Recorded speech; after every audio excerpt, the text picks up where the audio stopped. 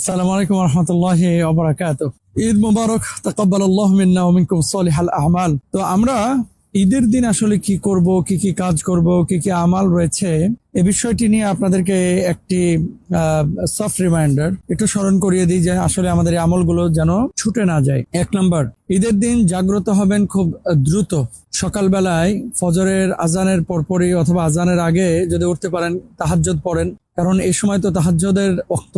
আল্লাহ সুবহানাহু ওয়া তাআলা বান্দাদের আমলগুলো কবুল করেন ইনশাআল্লাহ। তাহলে ঈদের দিন অনেকে আপনারা ফজর মিস করেন, ফজর পড়েন না ঠিক মতো। কোনোভাবেই যেন এই ঈদে ফজরের নামাজটা মিস না হয়, এটা খেয়াল রাখতে হবে। ইন্নাস সালাতা কানাত আলাল মুমিনিনা কিতাবাম মাওকুতা। আল্লাহ সুবহানাহু ওয়া তাআলা নির্দিষ্ট সময় নামাজ আদায় করা আমাদের জন্য ফরজ করে দিয়েছেন। তাহলে সকালবেলায় উঠে ফজরের নামাজ আদায় করবেন। আচ্ছা, ওযু যখন করবেন মেসওয়াক করে নেবেন, এটা সুন্নাহ। এবং ঈদের দিন বিশেষভাবে মেসওয়াক করা, সিওয়াক নবীজি সাল্লাল্লাহু আলাইহি ওয়াসাল্লামের একটা বিশেষ সুন্নাহ ছিল। তাহলে 2 নাম্বার,